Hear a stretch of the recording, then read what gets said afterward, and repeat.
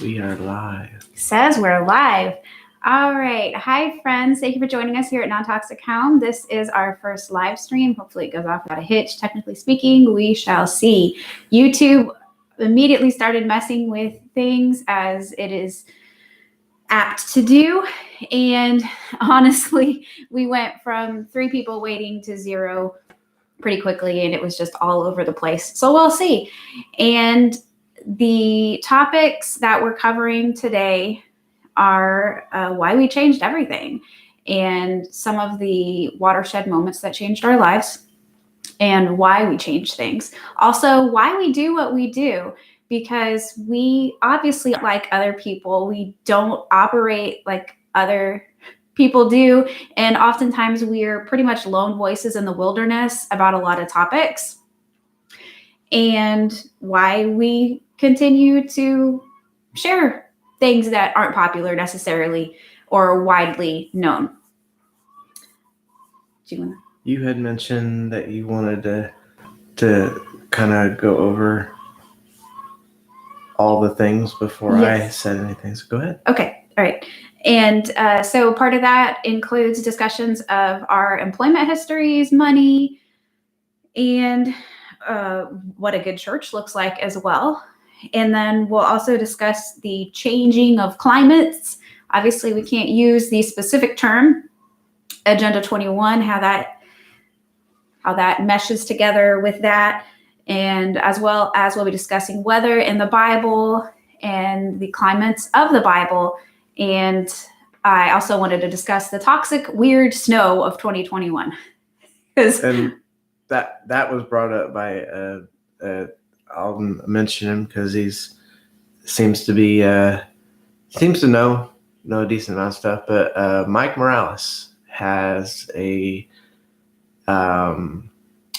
channel, and he showed a video of some guy, I have no idea where, literally microwaving snow, and we'll tell you what happened with that. It was surprising. Right. So if you're new to Non-Toxic Home, we basically we basically address a lot of propaganda. And if you really research things, you'll find that most of what we're taught is corporate derived propaganda. And most things are lies that we're told are truth. And so a lot of these things don't actually take a whole lot of research to find the truth. A lot of things you just take 5 minutes and dig a little bit beyond the veil of deception, and you'll find the truth.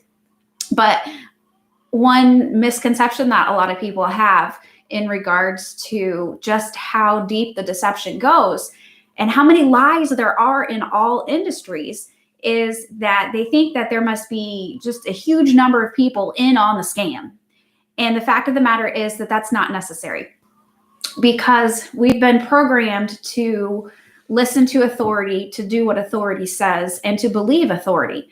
For example, the news. We're taught that the news is fact. The news is honest, and the newscasters have integrity, and they can't be bought. And that's not the case at all. Most of what's on the news is a lie. And yes, there are some people who are obviously in on the scam for various things. But you've got, for example, in the military, you have compartmentalization, where at NASA is the same thing, where you have different people working on tiny little parts and they don't know what everybody else is doing. So that's one way. And then that everybody gets scammed, basically. We all get lied to. You're getting off topic. No. Okay, well. You were going to describe what we wanted to talk about, our employment histories and all that stuff, and you were going to summarize everything. Yes. Okay. I'm working on things right now, honey. I love you very much. Okay. So, but what we are discussing today, many people would say that there have to be millions of people in on the scam.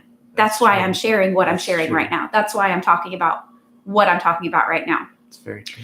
And a lot of people just believe what they're taught, believe what they're told.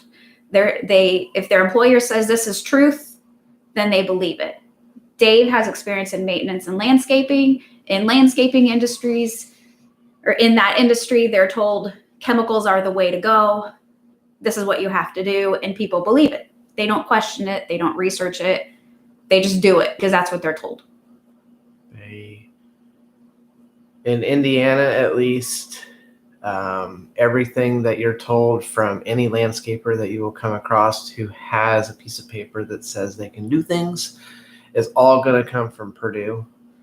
They're not going to really have any of their own.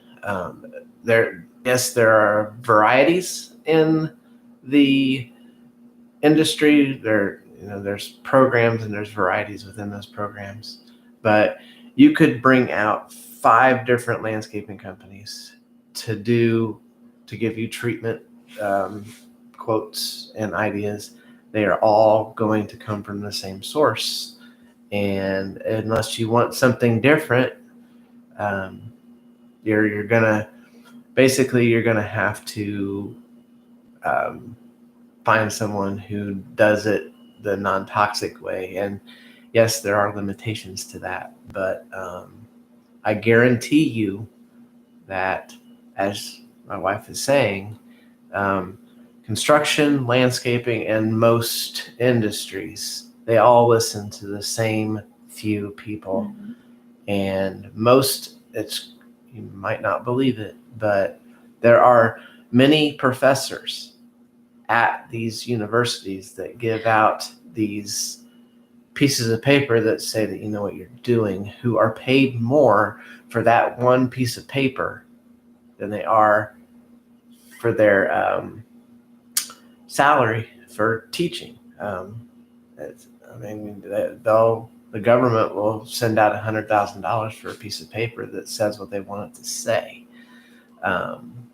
It's just the way it is, and those are the people that a lot of people are listening to. So, yeah. And by the way, we have someone here. Hi, Lamplighter. I'm so happy to see you. Good morning. We like Lamplighter. Who is Lamplighter? He lights lamps. He's the old lamplighter of long, long ago from the song. A fellow believer, wonderful, wonderful person, deep researcher as well. We like Lamplighter. My wife does all the social media. Yeah. So if I ask who you are, it is literally because I have no clue. Right. There are maybe, I think there's one person that I know of that we communicate on social media with regularly. And that's it. I'm the guy that's out in the field. I don't do this very often.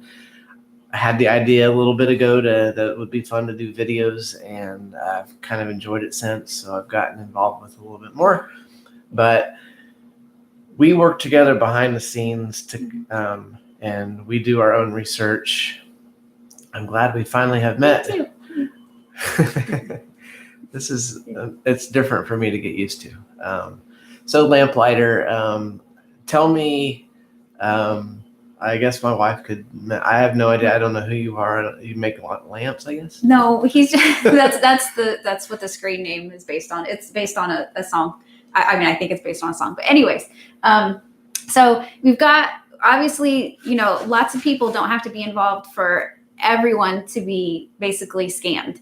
And if you consider that, and then you consider that you've basically got 3 different people in the world today who are employees. Yeah. And first you've got the people who usually are really low income, uneducated.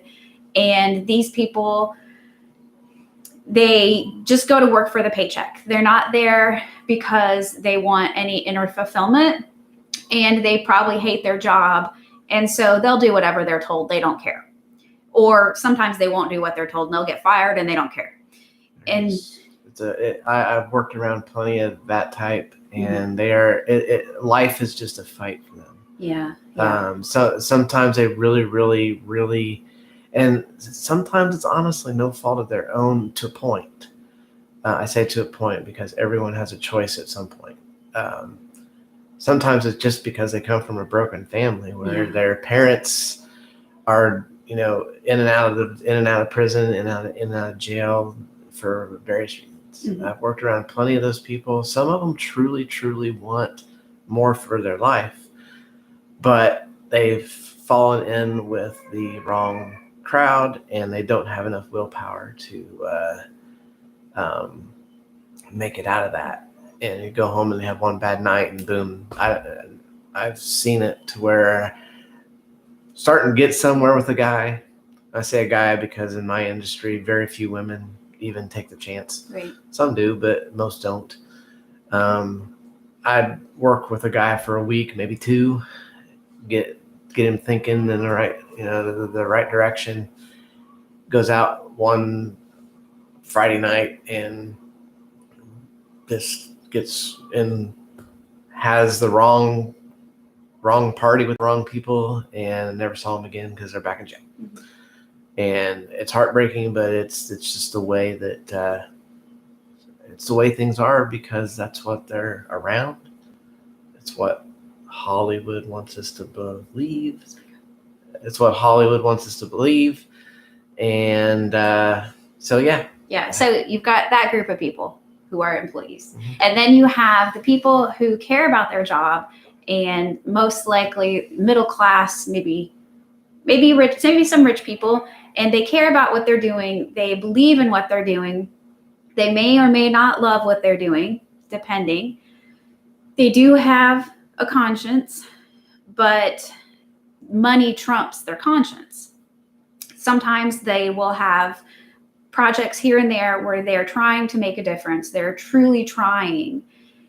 But if they are told, do this or you get fired, or if they're told, go commit perjury, this is for the greater good. If they're told, don't worry about your coworkers who are yelling at people who have mental health issues, just don't worry about that. That's normal. Don't worry about that. Or like, we've both actually worked in social work, in social services. And that is one of the most corrupt industries that I'm aware of. But of course, I have a lot of experience in it. And it is absolutely heartbreaking to see children sent to children's prison because of people who don't do their job or just lie. And you've got people who live in group homes where the powers that be come in when they realize that they're going to have an inspection, and then they cook the books and they pay themselves overtime to do it. And all of the employees know that this is going on, but they don't blow the whistle because they know if they blow the whistle, they're going to lose their job. And so they bow at the altar of the almighty job. Everything is about keeping their job. Now, go ahead. Not only that, but their job is based on funding that they get from the state. And there are certain categories that determine that funding.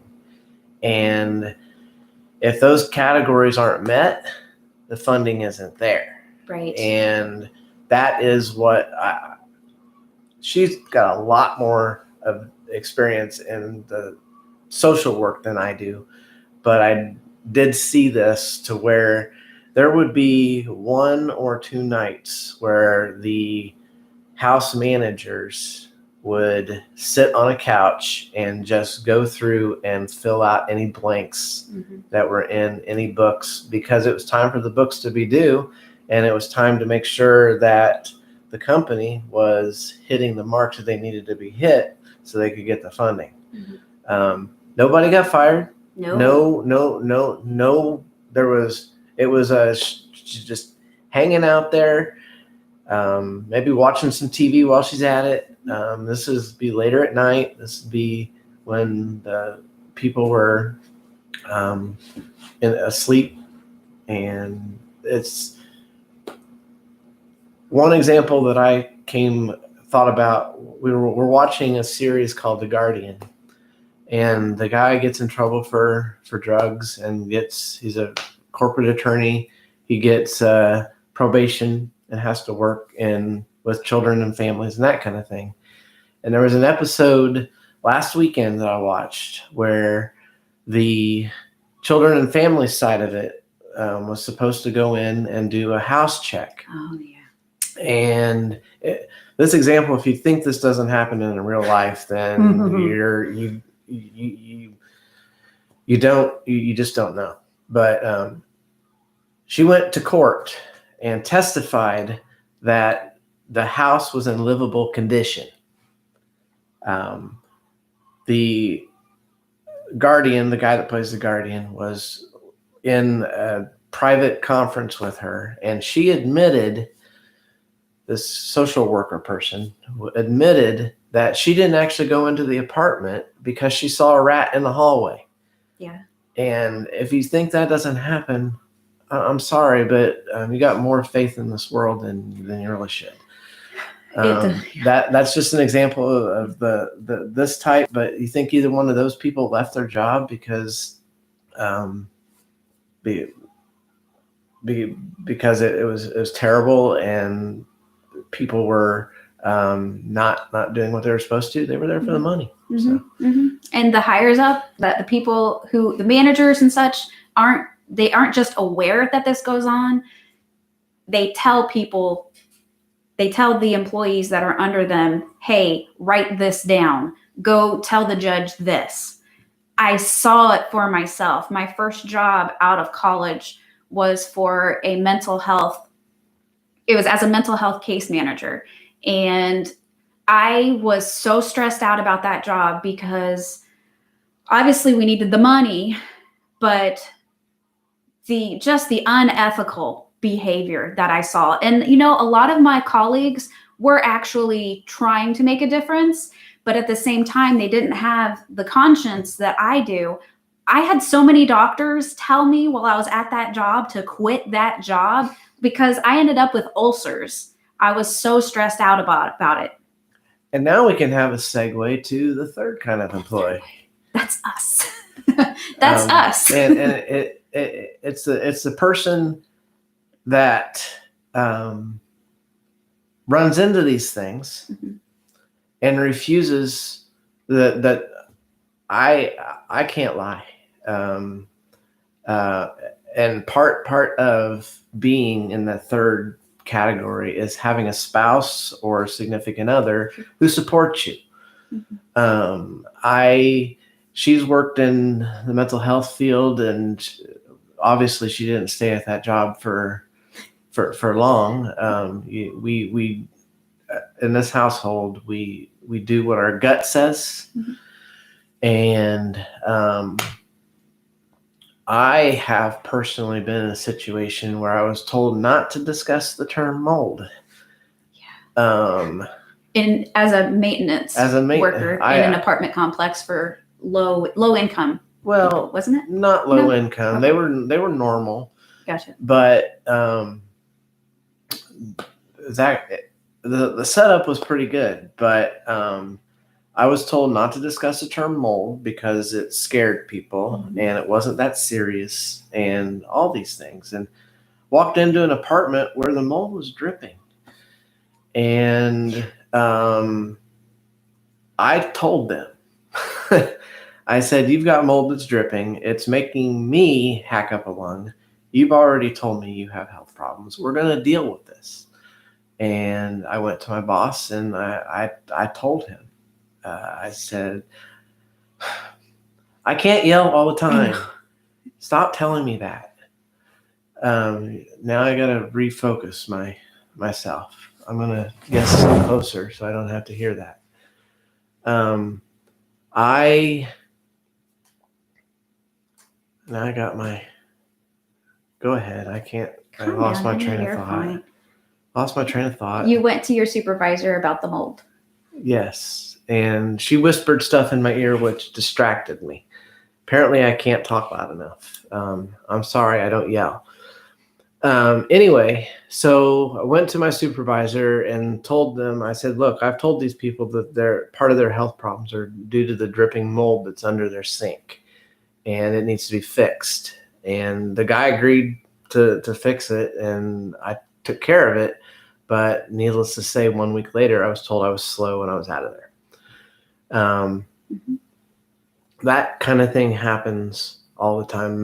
These maintenance people They will do whatever they need to do to keep the numbers that their higher ups want. There's a budget that's set, and it doesn't matter that maybe that place is about to fall down. If they spend more than that budget, their hands are tied. And I'm sorry, but I can only tell so many people that there's nothing I can do. So, and then she's got her own experiences. Yeah. And so I've actually been fired from the only 2 places I was ever fired from were Christian places.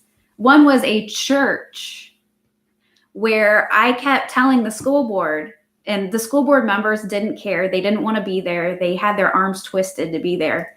I kept telling the school board members, hey, you need to come, be school board members and see what's going on here at the school and come do what you're supposed to be doing. And they didn't like that. And I had surgery, so they fired me.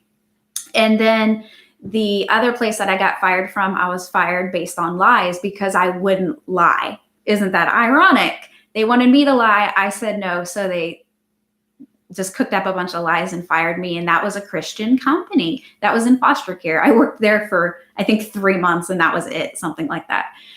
And so obviously money is not why we have done what we've done over the years. Money, the love of money is the root of all evil. And so if your love of money is more than your love of being a good person, listening to Holy Spirit, listening to your conscience, you're going to have, you're probably going to do better, and you're probably going to keep a job for a long time. That's not to say that there aren't people who are Christians who are able to stay in an industry or at a position for a long time. I'm not saying that at all, but I'm just saying that this is our experience. It's not just in these industries. It's in a lot of industries. But, and a lot of people will use the excuse, I don't have a choice. Oh, yeah.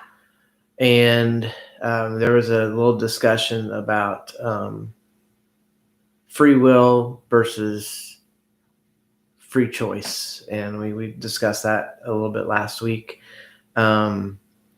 Everyone has a choice. Mm-hmm. You may have been brought up to the point where you don't think you do.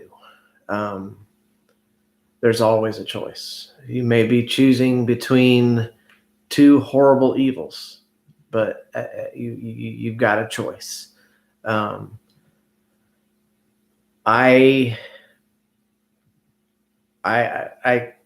can't say enough about the person who leaves somewhere because they're making a choice to better their life or anything like that. That's pretty much. I just don't fall. Please, I urge you not to fall into the crack of I don't have a choice, because you always have a choice. When you get up in the morning, you have a choice whether to lay in bed all day or get out of bed. I mean, it comes down to that simple.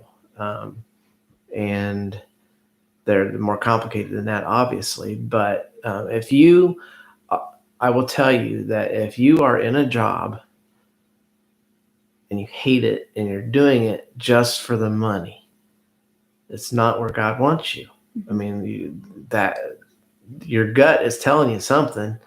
You're going to work and you're not feeling quite right. Something's off. You can't stand it. God does not want you in a place of employment that you hate. He puts you here for a reason. And if you're that unhappy with it, then he is trying to talk to you and say, yo, got something better for you. Listen. And I think part of our stuff is we've had a few of those moments in life that changed everything for us. Mm-hmm. We had one here back in March that literally changed everything for us. I mean, just made us change everything. And it's kind of the topic of what we've been talking about. Why do we do what we do, and why did we change everything? And she's better at remembering the long time ago. Somehow she has a better long-term memory than I do. I don't. She can't remember what happened 30 seconds ago, but she can win every argument about what happened 6 years ago. This is true. I just don't get it. Right. Right. So back in 2012, if you are familiar with our story that I've shared previously about how sick I was and how the latex allergy exploded on me, I had already been diagnosed with a quote, no big deal latex allergy. And I had been going to doctors very regularly since I was 13 years old. And that was when fibromyalgia came on the field for me. And by the way, I do have a video up about how I cured fibromyalgia because it's no longer an issue for me. And in 2012, in February, I started having to literally live in the bathroom because I couldn't sleep in bed. I slept in the bathtub or on the floor. I was in the bathroom all of the time until July, August, September. And we had so many tests. We went to Mayo Clinic for 2 weeks in August of 2012. They went, oh, we don't know what's wrong with you. Good luck with your life. Mm-hmm. And so many embarrassing tests. Well, as far as that goes,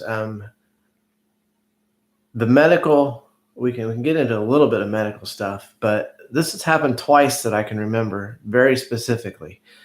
They put in a list of symptoms in their computer, and it pops out a schedule, just like when you go to the Broussard's office or registrar's office at a university, and you pop in who you are, what you're wanting to do there, and it pops out a schedule for you, or recommended one at least. And so that's what it did. This top hospital in the country pops in, you give them symptoms, pops out a schedule, and if you don't fall within that little box, sorry.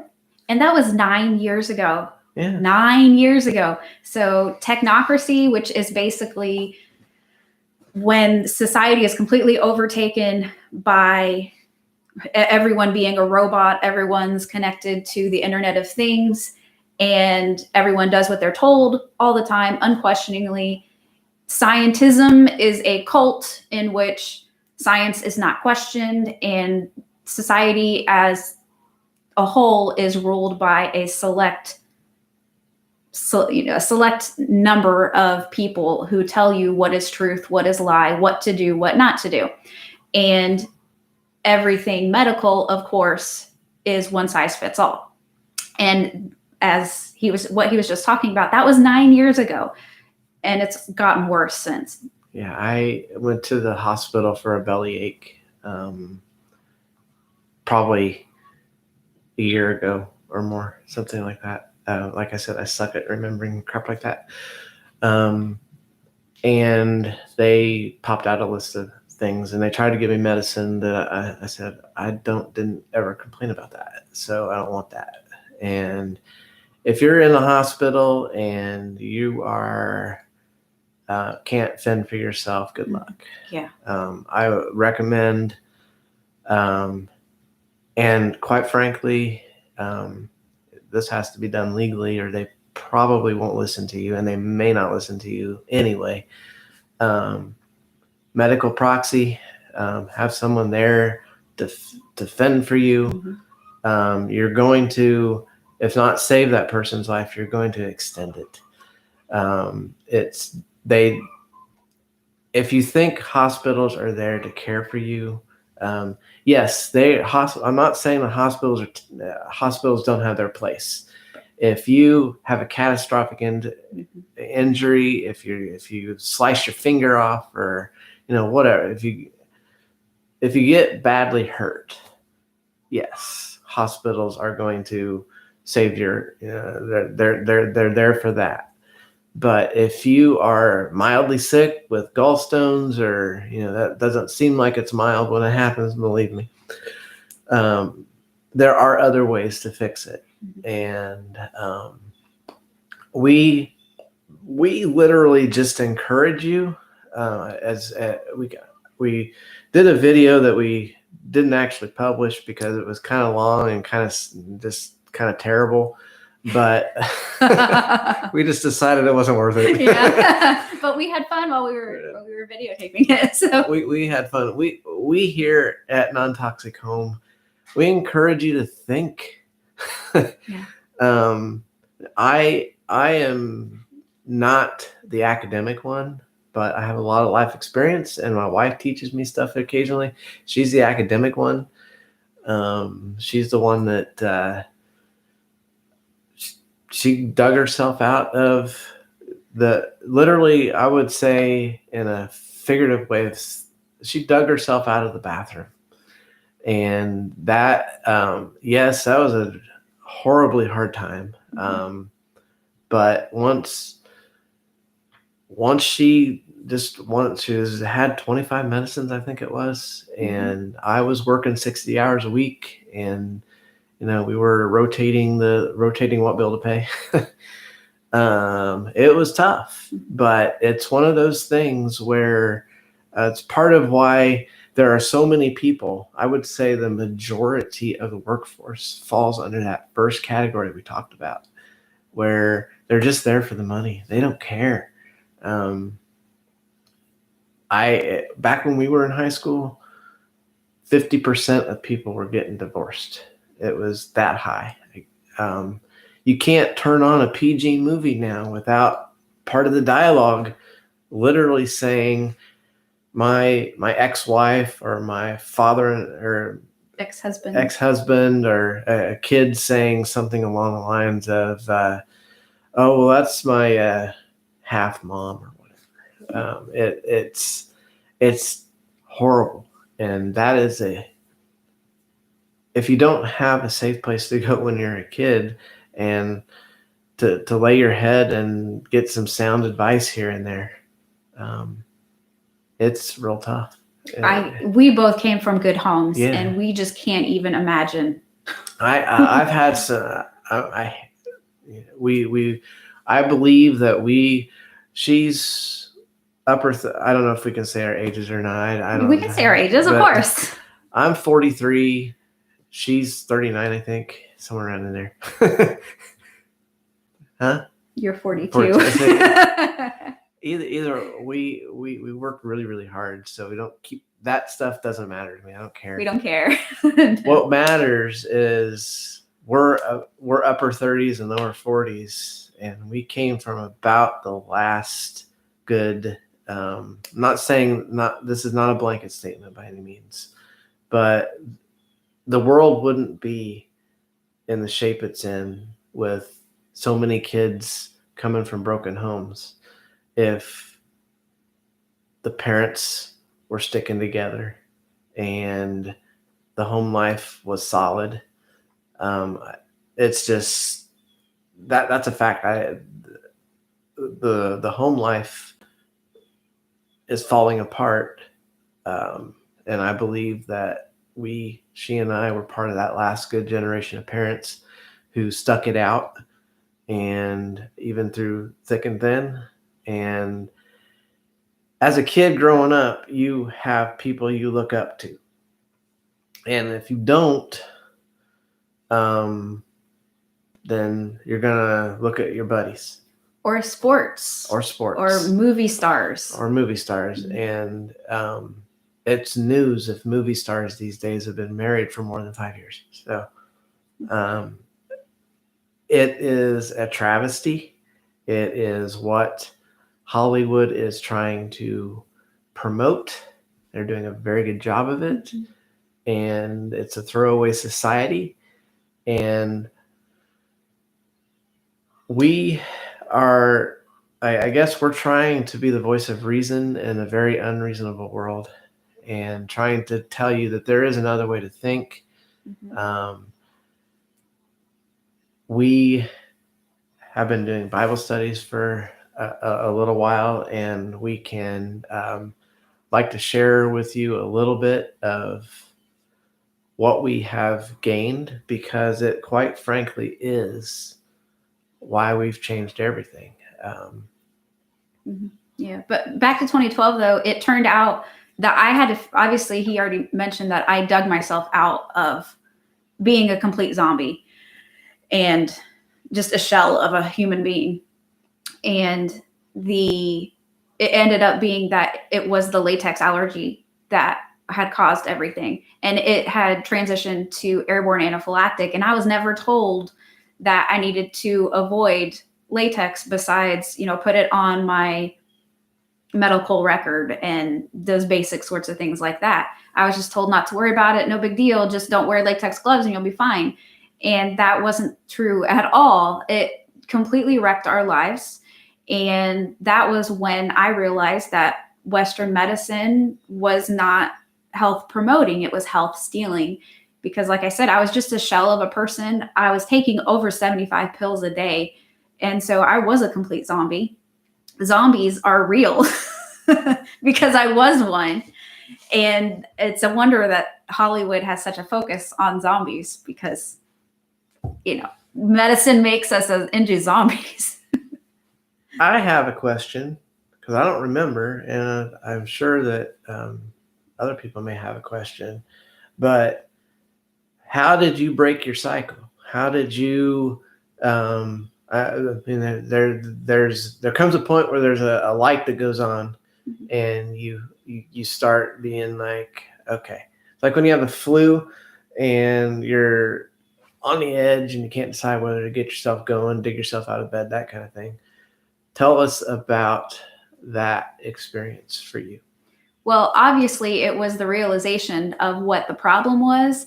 And so I found a couple of groups online that actually, one was an email list and the other one was a Facebook group. Fake book now. And not saying the group is fake, or not saying the group is fake. The group is great. But I basically asked a lot of questions and said, how do you deal with this? What do I do? And so I started with what I was eating and what I was putting in my body as far as latex goes and worked my way outward. And I ended up trashing or selling most of our belongings because most were made from latex or I couldn't verify them. After that, I ended up having to go on an extreme diet down to 4 foods. And it ended up for a while, that was all I could tolerate because a mast cell cascade was triggered. And I've got an old video up from 2012 in which he shaves my hair. My hair was really long and he shaved my hair off because I lost all soap. I couldn't use any shampoo, no chemicals of any sort could I use. And that all had been triggered by the latex allergy going airborne. And so I discuss a lot in that video about the latex allergy and how all that happened. But it was just once I hit that moment where I realized, whoa, I went to the best in the country and they couldn't figure it out and they just sent me home to die. Then I started to look into alternatives to my medications. And what I would do is I would find a food medicine that was basically a counterpart to that pharmaceutical. And I would start that food medicine and very slowly titrate off of the pharmaceuticals. And that's how I got off all of the pharmaceuticals. I do still have a couple EpiPens around here, but that's it. And this is 9 years later, 0 pharmaceuticals go into my body now. And so that was 2012. That was obviously a huge moment for us as far as, wow, okay, so the medical industry lies to us about everything, obviously. That's not for our health. Mm-hmm. And so then I started to research some things here and there as far as things we've been lied to. So you already mentioned about the ER. And then that brings us actually up to last year. Yeah. And I can sort of segue in. I come from a different perspective than she does. I hate research. I'm not a fan of it. But as we all know, this past year has been a little bit crazier for the world than most. And the one thing I do care about, I care about my family, care about keeping my family safe, and I care about things that impact my every single day life. If I know that I might have to deal with something every single day of my life, I'm going to check into it. And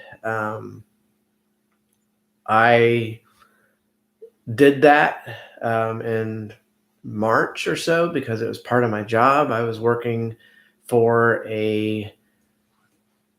I'd say medium-sized landscaping company in Indy, and was given an opportunity to run a department there.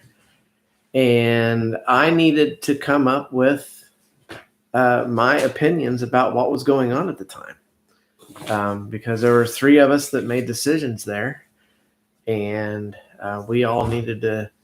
I never talked to my boss, the owner, before I went up there, but I felt like going in that next Monday, I should probably have my opinions about what was going on.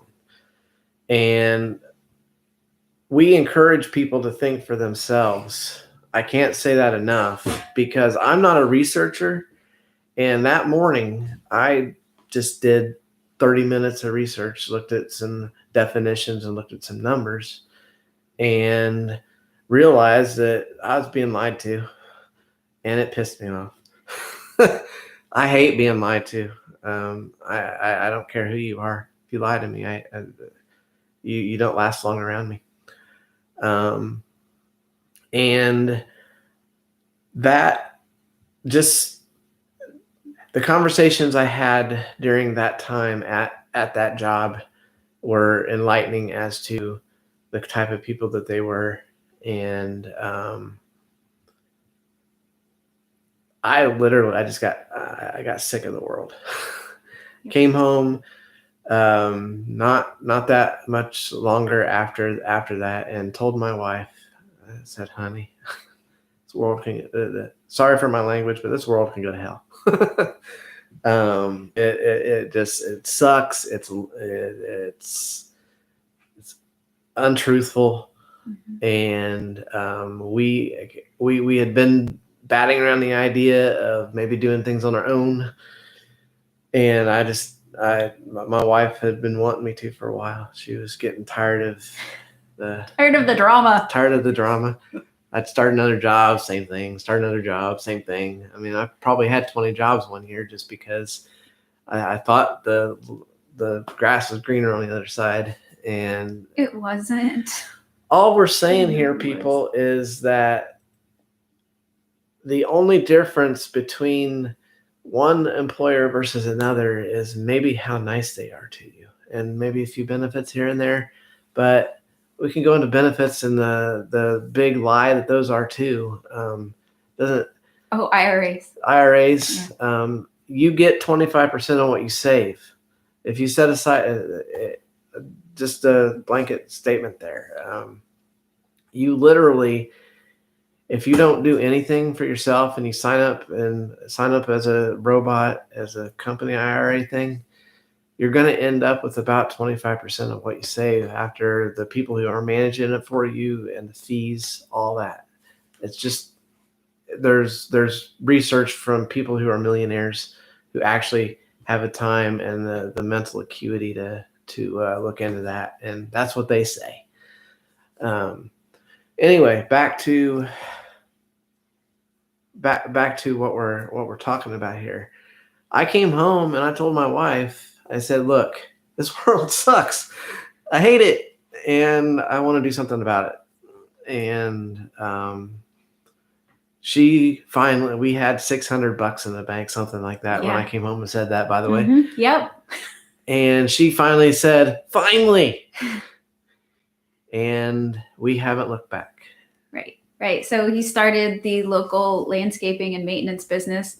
And honestly, he hasn't done a whole lot of local work for other clients because it wasn't that too long after that a very long-term friend that I've had who actually lives across the country and is in a similar situation to what I was at, not in 2012, but later when we were building the house. When we were building our non-toxic home, we didn't know if I would make it because I was so sick.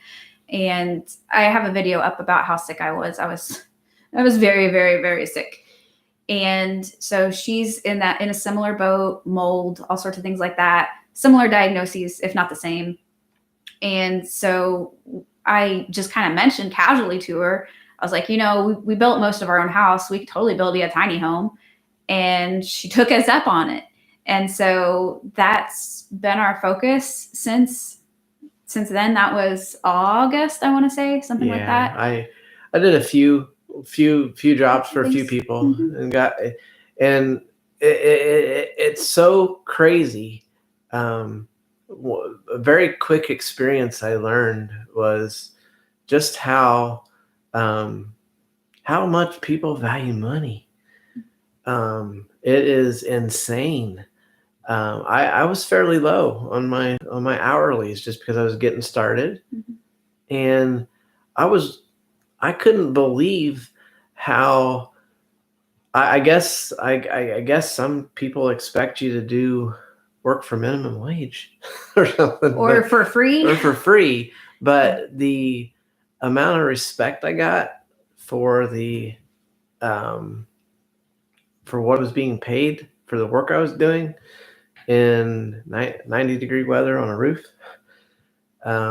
just wow. People value money way too much. And what was that? The love of money is the root of all evil. Yeah. And if you really just pay attention to that kind of thing, if you're watching on TV, if you just sit back and pay attention, you'll notice that. Or listen to music, popular music, all about the money, all about the Benjamins, baby. I can't believe I just did that on live TV. But I guess that goes to what generation I'm from. But I guess this could transition into we went from just being good little citizens to trying to dig ourselves out and just survive, to realizing just on a tip-top scale how much the world was lying to us, to starting to do Bible studies every Saturday, and just realizing the depth to which things aren't as they seem. And maybe it's time to start talking about that a little bit. I don't know. Right. Well, we can go ahead and discuss a little bit about how hard it was for us to find a church over the years. Oh, yeah. We went to a lot of churches, and obviously we aren't like everyone else. We never have been, but so many people have problems finding a good church who are willing to question the pastor.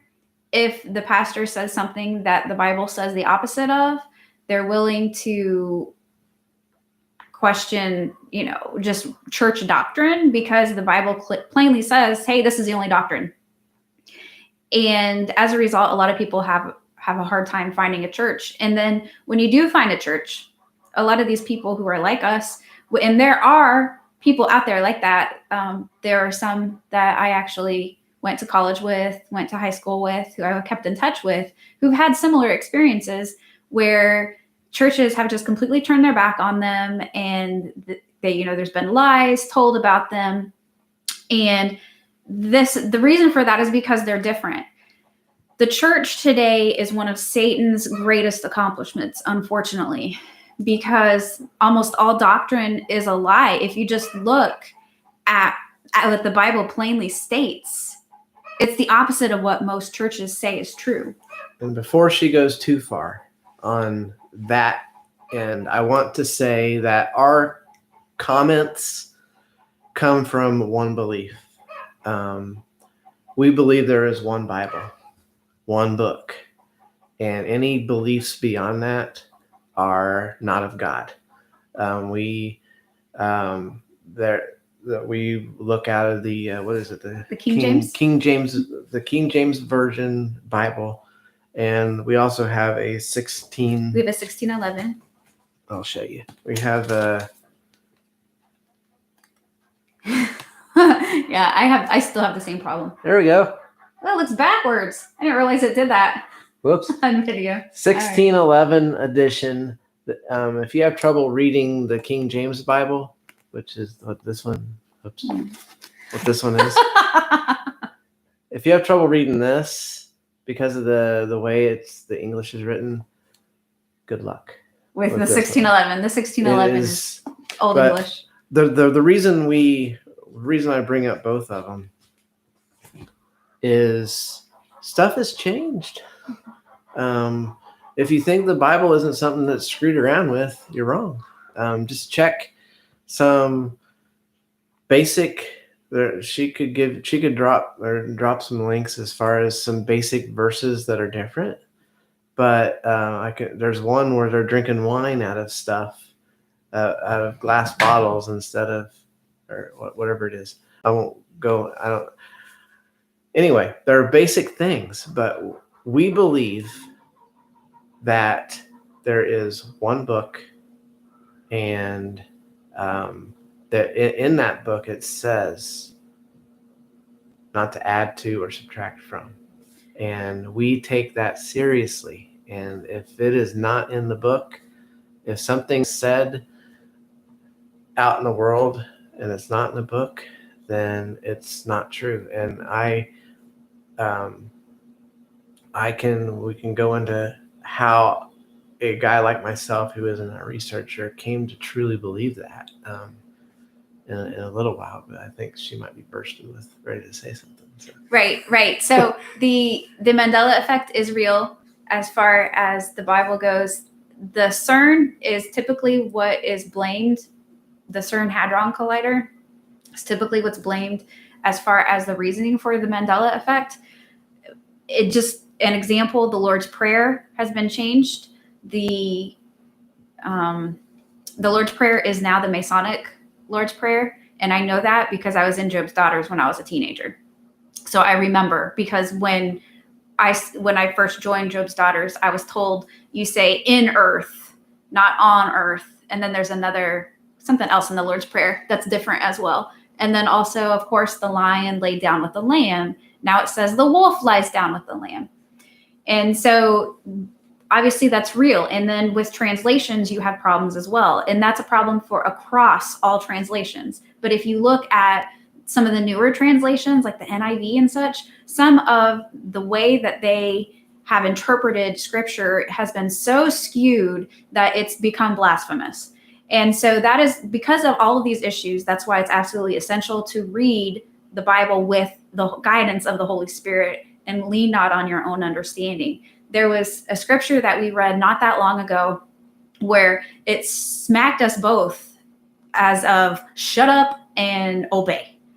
And we went, something's not right with this. So it could have been a scripture that had been messed with as far as the Mandela Effect. I don't know for sure. Some assert that thousands of scriptures have been changed. I don't know about that, but we know that some have. And so I anticipate that more will be, which is why you really want to read your Bible right now, especially end times prophecy, because things are going to be changed more and more and more. And we wanted to get into that, but one of the things she has written on her sheet over there is, what does a good church look like? Oh yeah. And I wanted to get that out in the open, in case they're sitting there wondering. And this might be hard to hear. I'm not gonna lie to you. Our belief system of there's one book and no others, it can be lonely. It actually straight up is. It is, absolutely.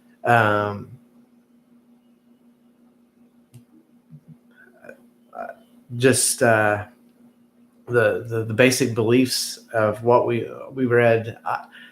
Literally the first Saturday that we decided to do Bible studies together, I asked her, I said, how does God want us to live our life? I mean, we're basic stuff. What I mean by basic stuff is communicating with our friends, just day-to-day life. And but before I get on too much of a tangent, I have to work on that, trying to. What does a good church look like? The Bible is very good about, if it wants you to know it, if it is time in the world for that to be unlocked, the Bible is very clear about what good churches look at, believe, and what they don't. Two very quick, actually one, quite frankly, one very quick telltale sign that you have a good church: they don't celebrate Christmas. We have a video up on Christmas trees in the Bible.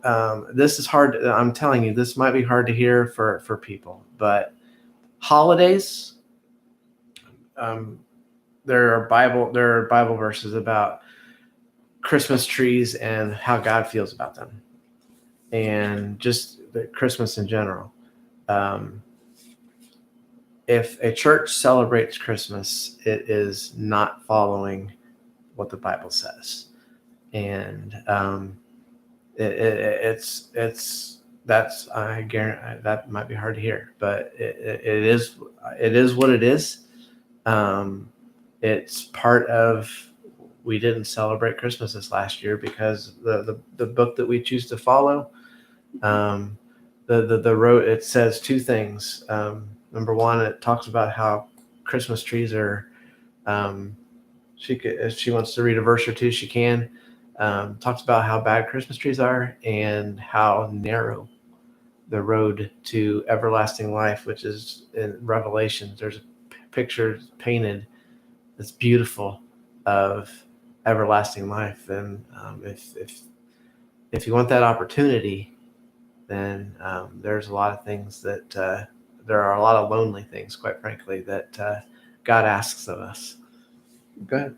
Yeah. Okay. So I don't have basically God hates man's tradition. And if you look into Christmas, you'll find that Christmas is actually Yule plus Saturnalia, which are heathen holidays. And so once you look into one holiday and then you look into another one like Easter, which celebrates the fertility goddess Esther, I mean, what do bunnies and eggs have to do with the Christ being risen? I mean, go forth and what's these, multiply. Go forth and prosper and multiply. Yeah. Yeah. Well, yeah. So there are a number of verses that we discovered in scripture as to just how much God really hates man's holy days. And so we don't observe them anymore. It was a choice. It's a choice for a lot of people. A lot of people have been waking up over the past year, as we did, as in regards to holidays. I know that we are far from the only ones who've recognized that and learned that.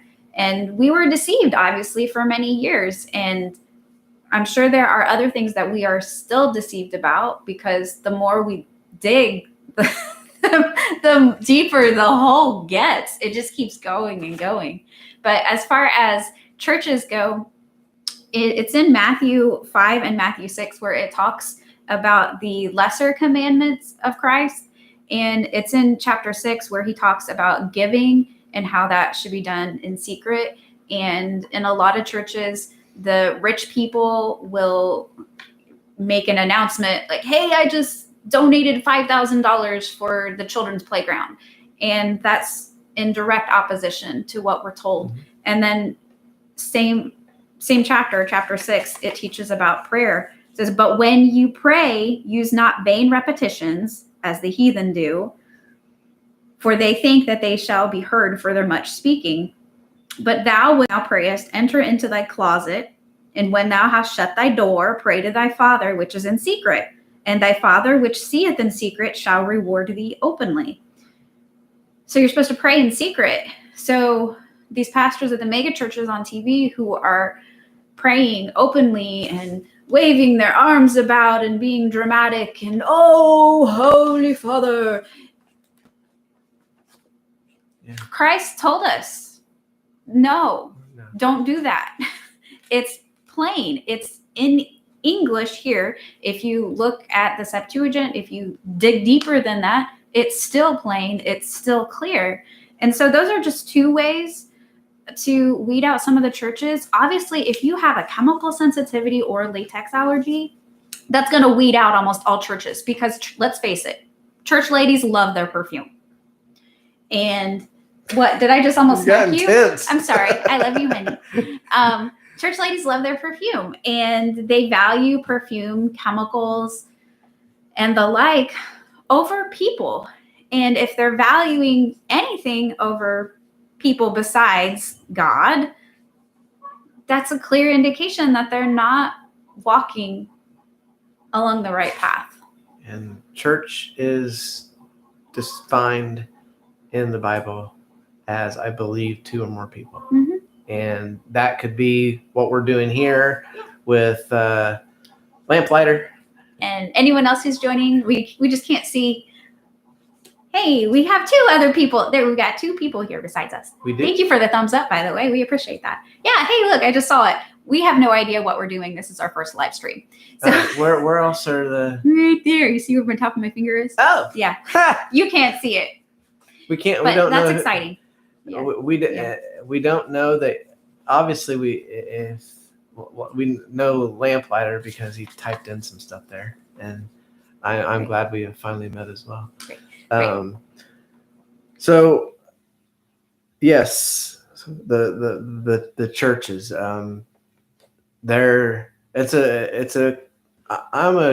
not really a gray person. I'm black and white. And unless I would kind of like to talk about I lost my train of thought. Anyway, whatever. Go ahead. I just lost my train of thought. Okay. All right. So here's something that you might disagree with about us or disagree with us regarding if you haven't done your research and you haven't read scripture about. When I was a kid, I read tons of books, and a lot of the books that I read were about change of climates. Obviously we're not using that term, and we might end up with a little blurb underneath saying, go to Wikipedia and learn the truth. Mm-hmm. I will at the end drop a link in the comment section to my article on Wikipedia, by the way, and how Wikipedia is just a bunch of lies. Can I talk about that? Change of climate. Yes, I get it. Changing climate. Yes, you can talk. We just can't use that term. I understand that. That's all. Okay, so we can't use specific terms here, but if you open your Bible to Genesis 1, verse 1,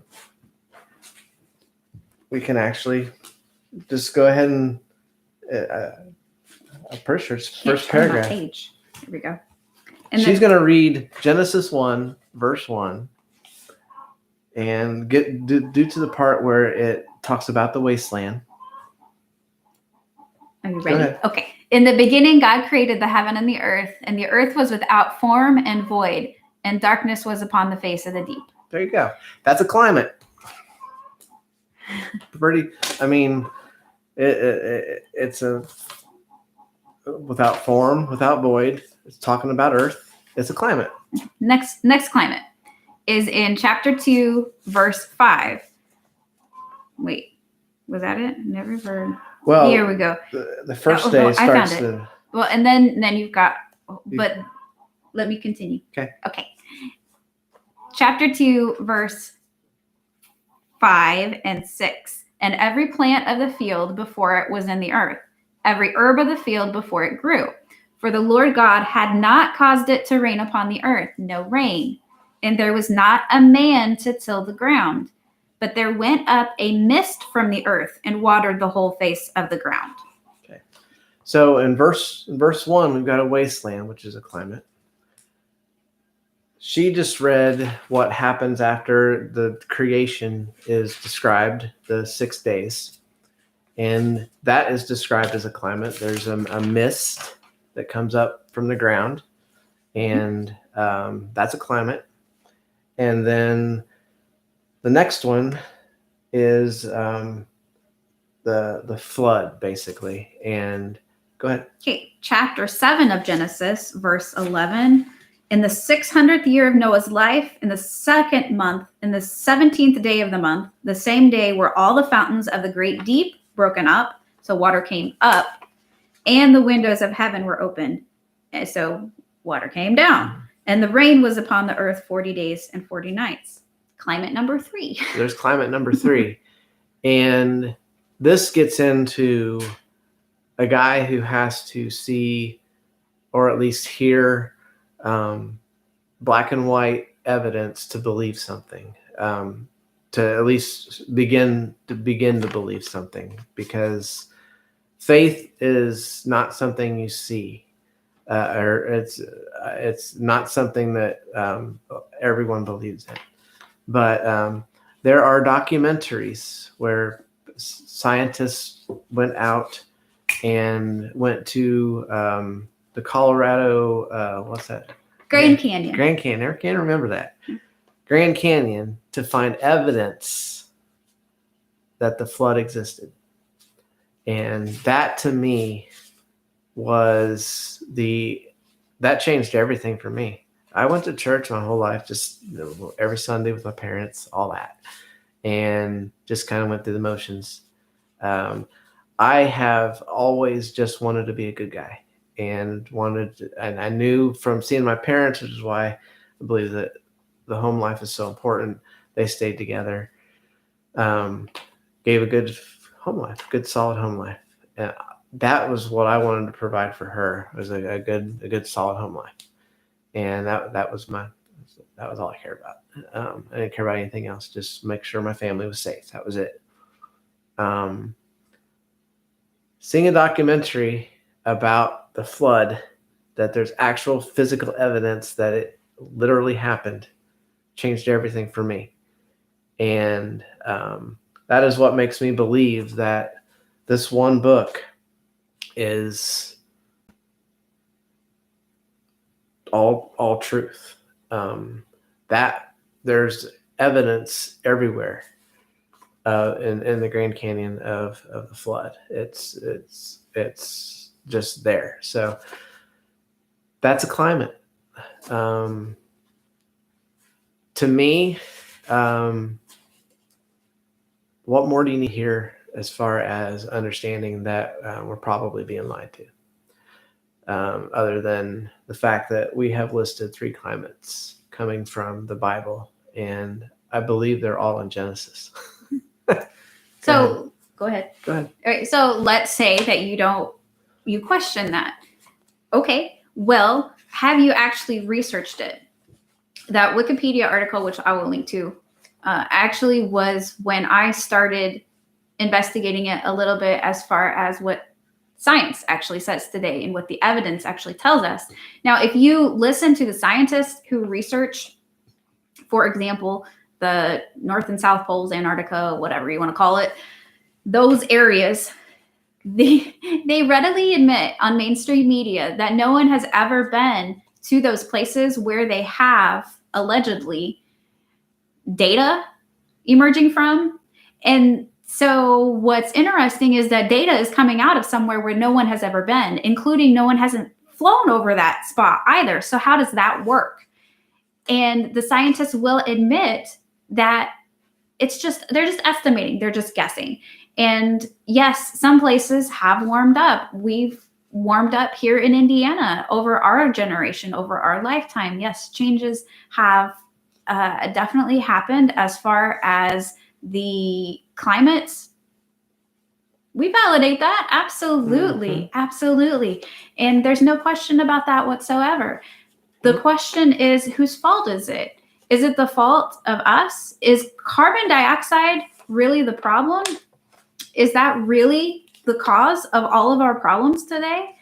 If you dig deeper on that, then you'll find that, well, maybe that's not the case. And there are professors who have been sounding the alarm on this topic for quite some time. This isn't anything new, actually. And you just, I'm still talking. Sorry. Hold on just a second.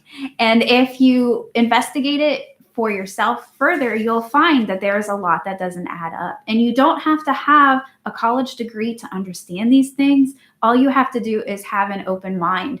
And a lot of people feel badly about themselves and think that they can't research and question things because they don't have a higher education. And I'm telling you right now that most of what I learned in higher education was corporate propaganda, because universities are funded by the same corporations that are poisoning all of us.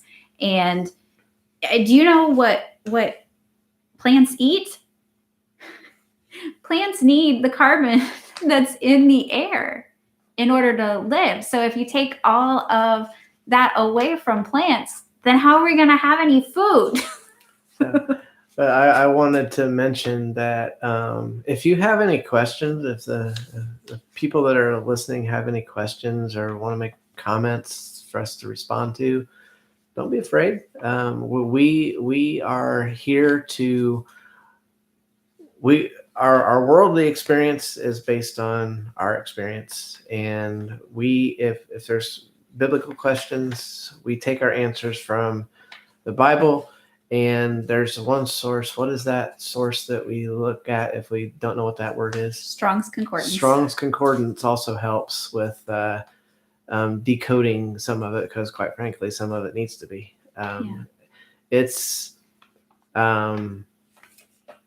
But, oh yeah, the toxic snow of 2021. This is so bizarre. And I see, every once in a while, we start watching some YouTube and some stuff is just in your face. Yeah. But Mike Morales did a video about snow. I don't know where he's from at all. No clue at all. But he did a video of a guy who went out to his backyard, scooped up some ice or scooped up some snow and stuck it in his microwave, and sparks flew. So if there's no metal in the sky, where did the sparks come from? If you have heard of or wondered about whether or not it's true about the skies being sprayed with stuff, metals, whatever, that's got to be proof. When that guy did that, I was absolutely shocked and amazed. But had sparks in his microwave from the snow. And I actually used to go into anaphylaxis from the sprays in the sky. They used to, when we first moved to this county, they used to only spray about once a month. And now it's many times a day, unfortunately. Now I don't react to it unless they're using some kind of petroleum product. There was, I think it was last spring, or it could have been the spring before, where there was some sort of terrible petroleum product that was sprayed, and it was sprayed all across the state, because I contacted some other friends in other parts of the state who were smelling petroleum when they walked outside as well at the same time. People who lived in both urban and rural areas like we do. So I kept asking him, like, did you spill oil somewhere? Because the whole property smelled like oil. It was nauseating. It was terrible. So I don't know what it was. And it's only been that one time, which was about a week, that I've smelled that, which was bizarre. These things here, those also can be aerosolized. And man, the powers that be of this world are seriously racist, because they are, because, I mean, obviously we're white, but I'm just going to say they are racist, because they have tested on African-American populations this aerosolized, you know what, that I can't talk about. I didn't know why you're pointing at your child. I know now. Yeah, that thing. And those aerosolized you-know-whats caused all sorts of problems for these people. And so now they're saying, well, these guys should be at the top of the line. They should be first in the line. No, please run the other direction. Be safe. Be careful. Do your research. We just encourage you to think for yourself. Yeah. We did a video where I painted a picture of two different people. One of them is us. One of them is the life that we've had. One of them is now. And look at your own life and figure out where you fall into this. And I won't paint the whole picture. It's kind of a long picture, but you've got two situations. One where you're a kid, you're growing up, you're doing what your parents tell you, you're in school, you're doing everything they tell you, and then you graduate with a whole bunch of debt because you went to college, and now you got to find a job. I did that in 30 seconds. The last time it was 15 minutes. Life, the world has life set up so that you don't have a chance to think for yourself. It takes a lot of effort to really do that.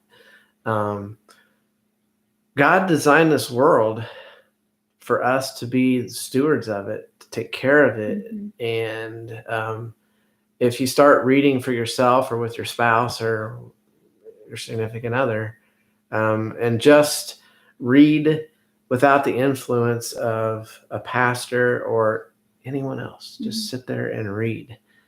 You will come to realize that we were put on this earth to take care of it, to be good, to be stewards of it.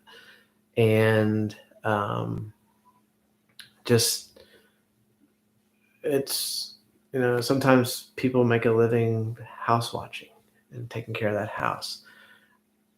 God wanted, two things. He wanted a friend, and my wife likes to say it that way. I do. It's kind of cool. I say it that way. God wanted a friend. He created us. And he wants us to take care of the world, take care of the earth. And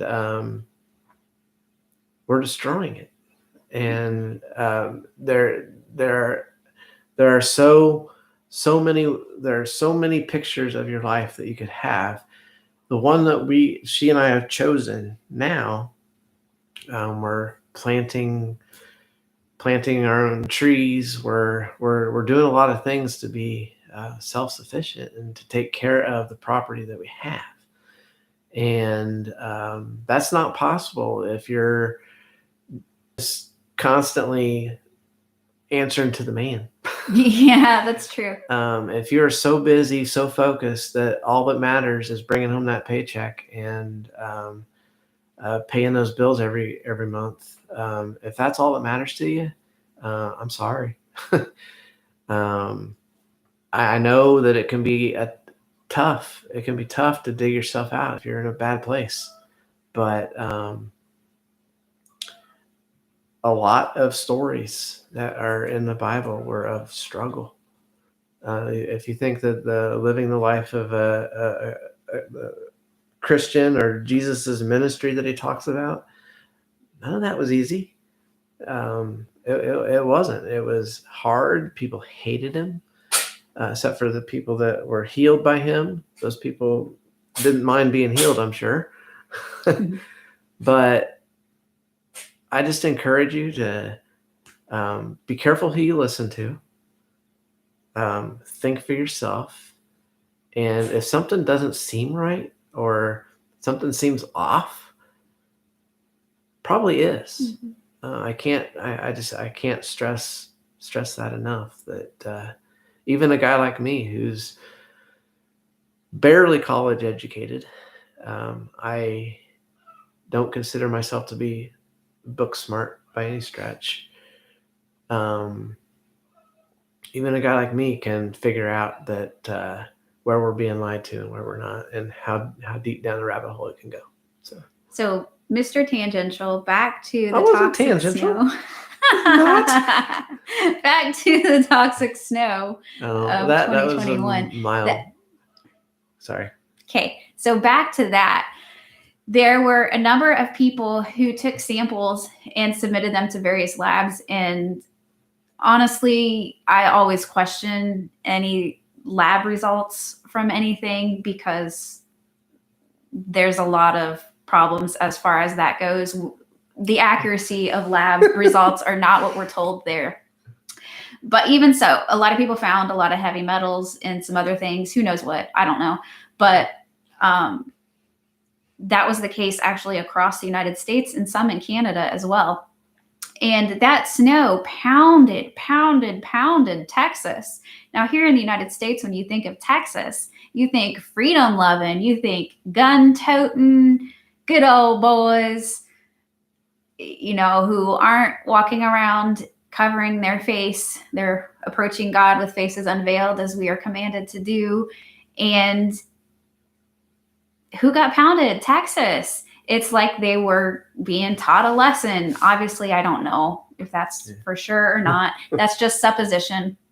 But that's what it seemed like to me. Now, here with that snow, it looked weird. And there are other people who mentioned that as it was falling, it looked strange.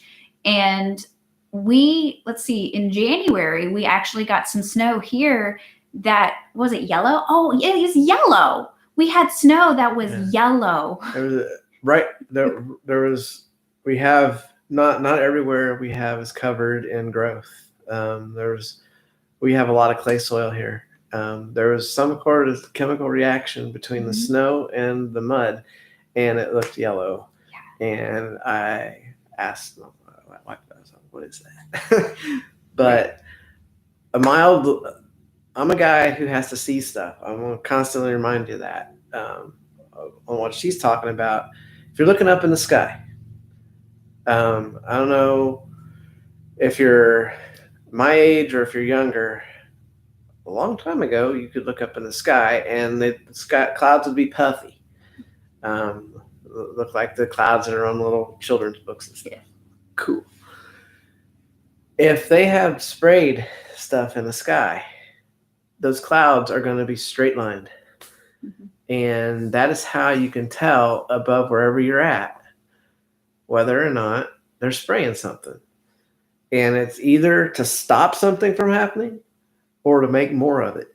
Yeah. Texas is known for not falling into compliance with what the world wants. And I saw a report somewhere that some Texans were facing $10,000 electrical bills. Right. And this is along the lines so I'm not blamed for being tangential again. This is along those lines of, yes, Texas was targeted for something. They are also one of the first states to give everybody back their freedom too. Texas is 100% open for business for everyone right now. And they were facing $10,000 electrical bills because they don't want to fall in line with what the powers that be want them to do. So if you think that the information that you're given is without agenda, you are mistaken. And the more you learn about that, the more you can guard yourself against it and do what God has asked. And whatever land you have, try to make the best of it. Even if you need to garden in pots. I mean, we've done that before. Yeah, absolutely. Yeah, we had multiple apartments where I had 50 pots of food growing outside. Yeah, we killed the landlord's a lot of the landlord's grass that he had there because he didn't want us to. He wanted us to grow in pots, I believe, and that was his thing. That was a creepy situation. Yeah. But that snow that we got it here that went through Texas, and it lasted actually for quite some time. It wasn't just a one-day snow. And he kept coming in from outside. He was working on a tiny home outside at the time. And he kept coming in, and what I thought was bringing in tons of salt. And I kept sweeping it up. And I was so irritated. And I kept mentioning the salt. And you were basically like, what? I don't know what you're talking about. I got to go back out there and get back to work. I'm tired. It's cold. And which is understandable. It was cold and you're out in the snow. We had a foot of snow on the ground and it was about 5 degrees and that sucked. Yeah. So I didn't really think much about it. And then eventually I finally just said, where is the salt coming from? Are you really putting it down? Because I'm not seeing where you're putting it down at on our steps or on our porch. And he said, well, we don't have any salt. There literally is, and still to this day, no salt. Right. I thought about we have some super expensive real salt from, I forget, Redmond salt. Yeah. We are affiliates of them, and we use their toothpaste, and it's one of the few places where organic stuff can come from. But I thought about putting that stuff down, but the next day it was going to be 45, and it was going to be 45 for like a week. So I don't like to do work I don't have to do. Right. So what was that stuff that he was dragging in? Because it wasn't sawdust. It looked like chemical salt that is put down. And I wasn't off the property either. Right. Obviously, it was coming down from the sky. I mean, whatever it was. And they were tiny little pellets. They looked like little tiny plastic pellets. Obviously, I didn't send them in anywhere because I thought it was just salt. So I just kept sweeping it up and throwing it outside. So if you don't believe us, we got yellow snow. We've got salt form. I didn't go off the property at all. I was working on a very intense part of the project, and any sand that was coming in was off my feet, because that's what sand does. It gets everywhere. This she's talking about was on my shoulders and on my legs and all that. And it was weird. Very strange. We don't have a microwave, so we didn't put anything in the microwave. And you have to be careful believing YouTube videos, because people fake stuff all the time. It's not just multinational corporations that lie and fake things. Oh, so. Maybe, this guy could have, I guess, picked that one spot to put some kind of metal filings in to go out and scoop. I don't know. But the truth of the matter is, when I was growing up, I don't remember seeing straight lines in the air as much. I remember seeing puffy clouds, and now almost every day I look up, and strangely enough, it's usually before we're expected to get some rain or some snow, whichever, and there are straight lines of clouds in the sky. And in 2014, the CBS affiliate WLFI in Lafayette, Indiana, which is right by Purdue University, did a series, not a series, but they showcased a professor who was seriously geeking out about drones. And that was a meteorology professor from Purdue. And he was talking about how excited he was that he would be able to use drones now for weather modification over the Lafayette area, instead of having students who were in, I don't know, whatever the airplane major is, whatever the flying major is, those students would be able to just drive aeronautical engineering. Thank you. Took me a second. Completely just wrecked that as far as the English language goes. But those students could then just control drones instead of having to actually fly. And when we lived in Lafayette, in that area for quite a number of years. And I remember in Lafayette looking up quite frequently during the day and seeing a checkerboard sky. And of course, since Purdue has a meteorological program and lots of professors there with the last name of Snow and Rain, literally the professors' last names are Snow and Rain. Like, seriously, it's bizarre. I don't know if they actually changed their names or what. But so geoengineering is going to be much more common in an area such as that. What you looking for? I was just looking at our list. Right. So, and there are, court documents, there are Senate hearings, House hearings where geoengineering is discussed. It's not a conspiracy theory anymore. It is what it is. And it's in the newspapers. It's all of a sudden in 2016, 2015, something like that. It went from being a conspiracy theory to being oh yeah, we do that, sure. So I don't know why suddenly it went from, the fringe to accepted, or how that exactly happened. But obviously it did. Oh. No, go ahead. I was just going to say you're going to experience a lot of things in this world that are going to happen in the next 10 to 40 years. And I guess our advice would be, in the Bible, it is told throughout and then in Revelation what to expect. Mm-hmm. Our advice would be to it literally tells you what to expect and how to look for it. Just if you've never done that before, look up. Read Revelation at least. We were gonna maybe discuss that one, the different in the very beginning of Revelation, the types of people and stuff. I don't know. Maybe next time. But the Bible tells you what to look for. There are plans in the world to do things to continue things down the path the world is on. If you're thinking that it's going to be better, good luck with that. The Bible tells you what to look for, and I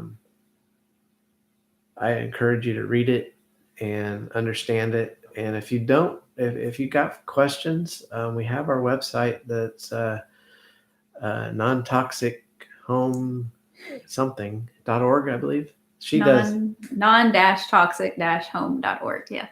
You can ask questions through there, and go ahead.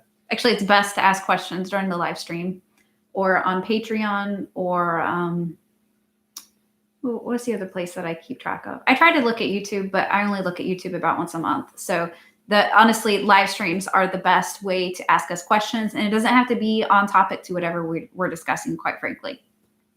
And I think we're probably going to, it helps to be engaged for both of us. It leads to better discussion. If you have questions, you can always pop them up on the live chat. And do you want to study on live, or do you want to, how do you want to handle that?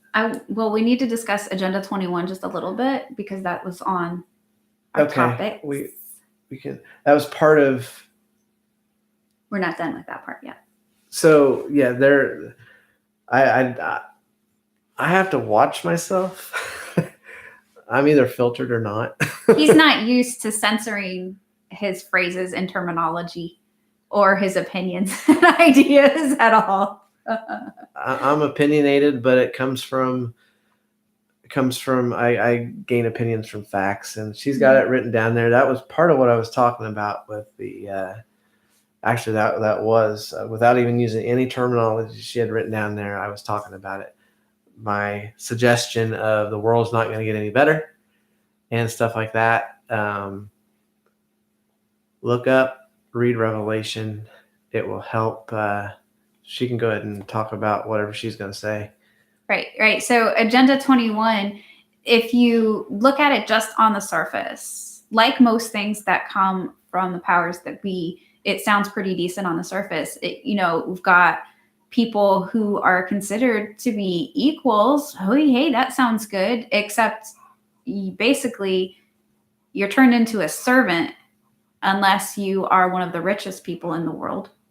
If you really dig down deeper, they want to control the food supply. They want to control everything. It's all about control. And the guise that they're using is change of climates, which, as we've already demonstrated, isn't anything new. But this change in climates is being blamed on you and us. And I understand. So Dave said earlier, that we aren't taking care of the planet. But when he says we, he means humanity. He doesn't mean that it's your fault or that it's our fault personally, because we're doing the best we can. Go ahead. If you use roundups and things like that, then yes, you are partially to blame. But because you're using a choice of whether to put that kind of stuff in the earth or not. So that part, yes, I'm blaming you. But in general, the government is blaming us for the things that they are doing to the climate, and all their executive orders that were signed. All those executive orders have put us back in the game for all these things to take place. And I didn't even know I was allowed to use those terms, so I didn't. But what she's talking about, those plans are in action. Right, but the multinational corporations are poisoning us right and left. You see class action after class action after class action lawsuit every single year, and we the people just don't seem to get it through our thick skulls that, you know what, maybe it's not us that's the problem. Maybe the problem is that we're all being poisoned, and the people who are doing the poisoning know that they're poisoning us. And not only are they doing that, they're trying to make it so that we aren't only complicit with it, that we pay for it and we demand the poisons. Like fragrance is in everything. You know, oh, those advertisements on dryer sheets where the fragrance lasts for 6 months. Yeah. You know, we're told that that's what we want. But that's not what I want. I want to live in a world that's clean and where I can breathe and not almost die if I go out into the world. And believe me, people, the lady that we are helping and her, they have to wash stuff. Okay, so, they have to wash stuff 10 to 14 times to get that smell that's coming from warehouses and stuff out. She fractured her foot not that long ago, and I keep telling her to try to figure out a way to wear it, the boot, but it smells too much for her, and it would make her sick to put it on, and so she's having to do the best she can, walk around with a fractured foot because the thing that we bought to heal it smells. And I actually bought another thing, a thing that slips on to hold things together. And that thing, I washed that a gazillion times yesterday. I took it out and it smells so bad. It's just so terrible. Our world is so toxic, and it's not your fault and it's not my fault. The fault lies with evil people running multinational corporations who dump millions of gallons of toxic chemicals freely into the environment. And then when their crimes are discovered, all they get is a little slap on the wrist where their company pays their fine. So if our governments actually cared, they would be prosecuting these people who are poisoning everyone in nature. They wouldn't be blaming us because we aren't the problem. Evil is the problem. So, but when you look at Agenda 21 and then you look at how essential changing climates is to it, you realize that they're really one and the same. And if you really look into the United Nations, ooh, wow, they've done some really, really evil things. And they have some very nefarious plans for us. And socialism is part of that. And, you know, we're seeing socialism rolling out right now. And I can say this, it's already out there. Just in case you're not aware, I do pay attention to stimulus packages and all those kinds of things, mostly because, lucky me, I mean, we work for ourselves, but I still have to go out into the world. And she doesn't, so it doesn't really. The supply chain affects her every once in a while, random ways, for sure. Reflectix tape was a hard commodity to find at one point. Go figure. Yeah. She and I both looked up that one, and it's just, wow. And lately, green fencing is not able to get here fast enough. But oh yes, the stimulus package has in it. Obviously, there's the individual monies for people. Americans have been given a decent amount of money over the past 6 months. So that's that. But you've got if you're unemployed, you're being encouraged to be unemployed. Oh, yeah. Being added. I used to be on unemployment way back when. I'm not. There's no judgment. There's no judgment. No. The fact of the matter is, if you're in landscaping and you don't get a lot of snow over the winter, and that's what your employer relies on for income at that time, you're going to get laid off. That's the way it is. I lived off of unemployment for like 5 or 6 years, something like that. Not just in the wintertime. Will you let me finish? Yeah. Thank you. In the wintertime, I literally just said that I couldn't work during the winter. So I figured that would tell the smart people that are listening to us that this was over the winter. But anyway, that's the income that we had from, say, December through March when we didn't have other work to do. So I'm not judging it at all. What I am saying is that now, if you are in an industry that's been hit hard and you're on unemployment, you're not being encouraged to find other work because you're being given an extra $300 a month. So that's $600 a week. It's $2,400. Most unemployment is around $300 a week. You add $300 to that, that's $600. That's going in broad spectrums here, but in general, that's about what people are getting. And they've been getting it for a while. We had trouble finding help because no one wanted to actually work for the living.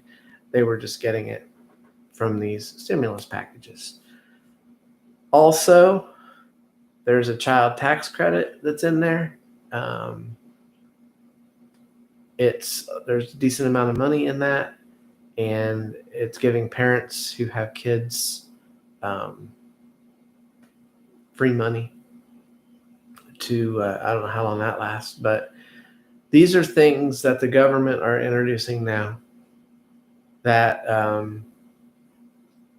if you get yourself familiar with Agenda 21 and any other socialistic programs that are out there, this is the beginning of that. I don't have an opinion on it necessarily one way or the other.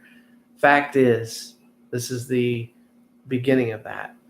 And there's a money guy that mentioned how we're feeling it at the gas pump and at the grocery store. Yes, groceries are seriously expensive. Holy crap. Here in Indiana, gas pumps haven't been affected quite that much yet. I haven't seen $3 a gallon gas yet, but it's apparently in Utah, which is where the money guy comes from. So it's coming, but these stimulus packages, while some industries have been hit, I mean, we can't deny that. Others have not. Construction boom, simply because we were trying to rent an excavator and a dingo. I called every rental place around here to try to find them and had to spend more money to get the next level up because they were all rented. So if that's not a boom, I don't know what is. So certain industries have been hit hard, certain haven't. We get that. But what we're saying is that the programs that have been put in place to help solve that are the beginnings of socialistic programs that are coming, that are part of Agenda 21. There are other things that are part of it. If you live in a rural community, you're going to pay more taxes down the line. It's just what the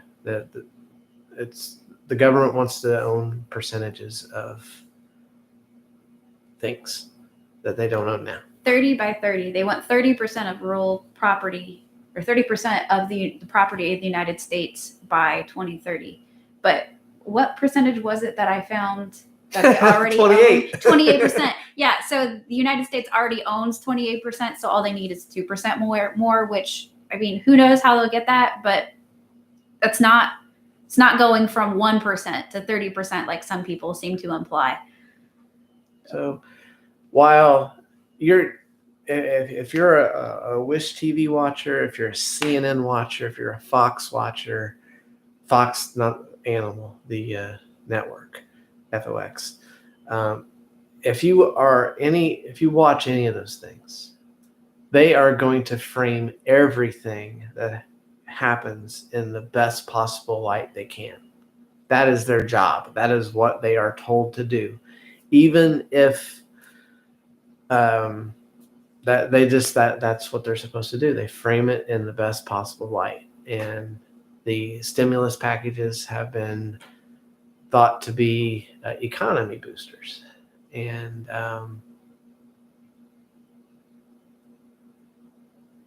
I guess in some aspects they are, but inflation will cause that to be worth less.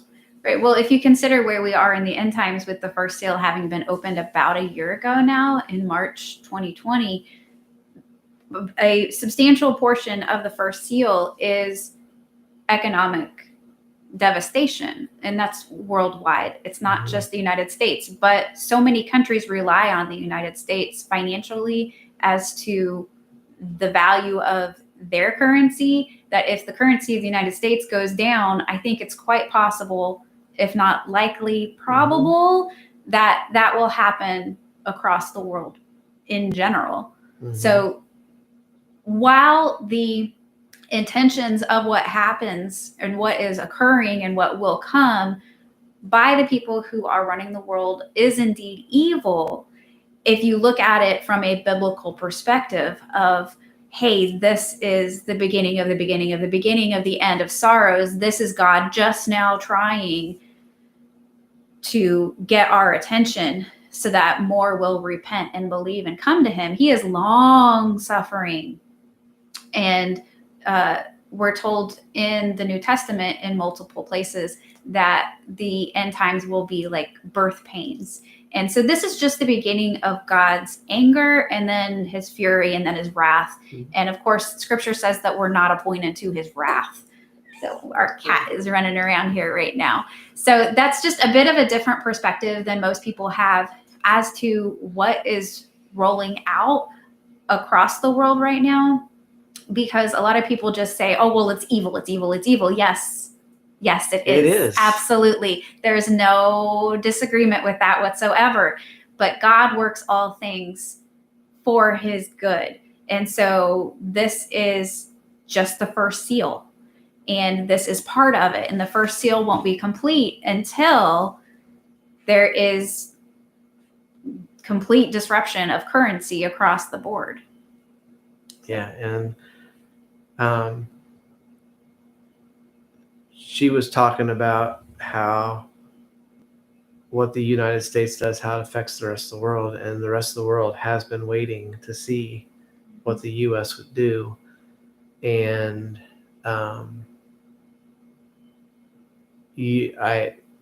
I don't really have a whole lot more to say on that stuff. It's just don't believe everything you see. Or believe what you see.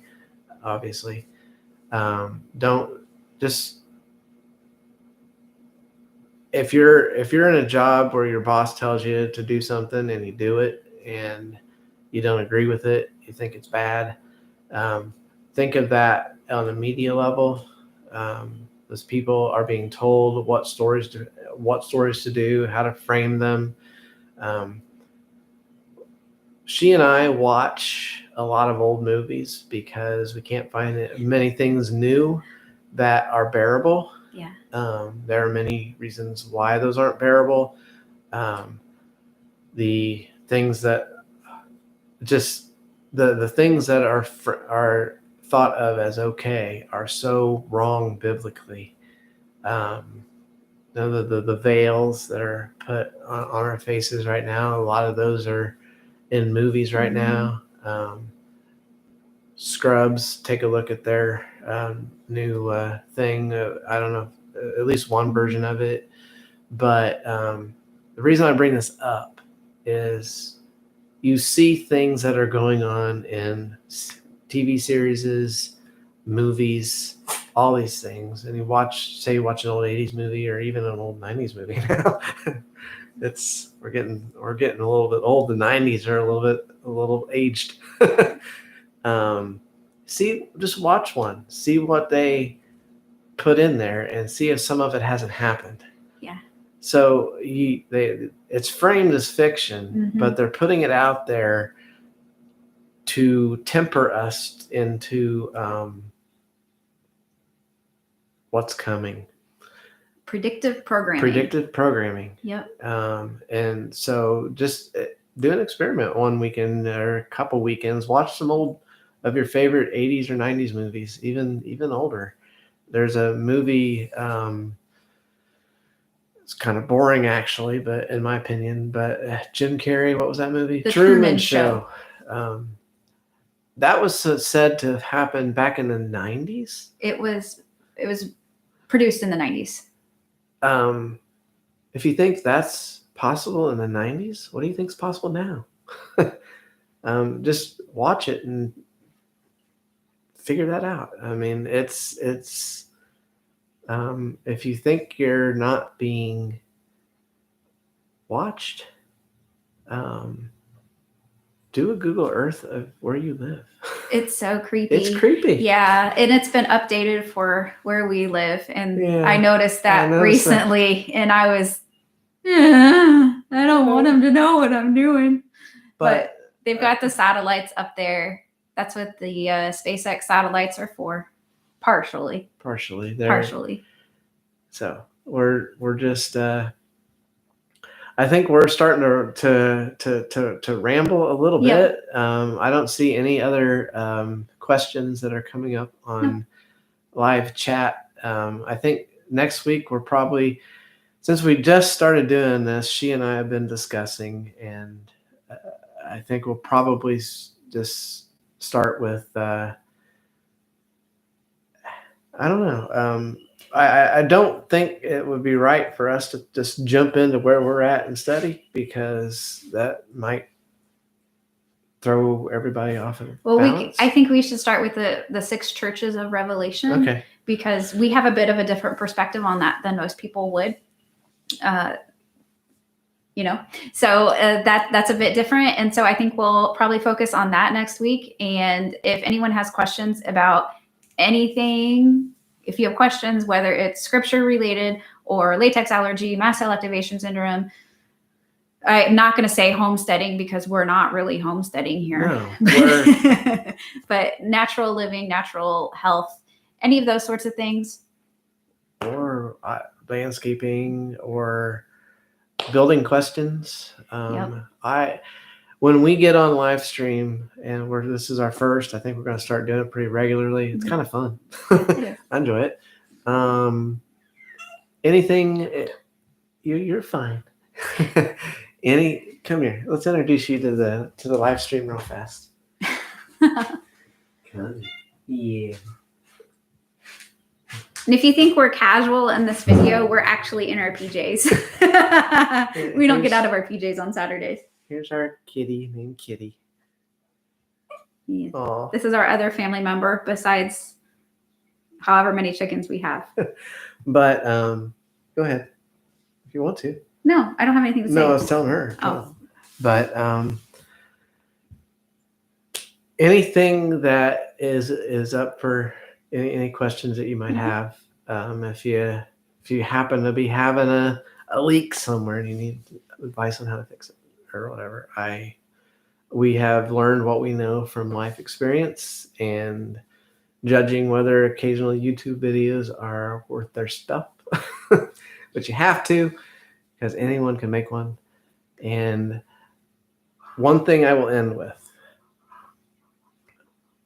God wants us to have a sound mind, love our neighbors as our friends, As ourselves. and you can't have a sound mind unless you slow down and look up and smell the roses and maybe even pray a little. And you also can't have a sound mind if you are allowing yourself to experience fear. It's literally impossible to exercise critical thought when you're living in fear. He doesn't give us a spirit of fear, but of love and power.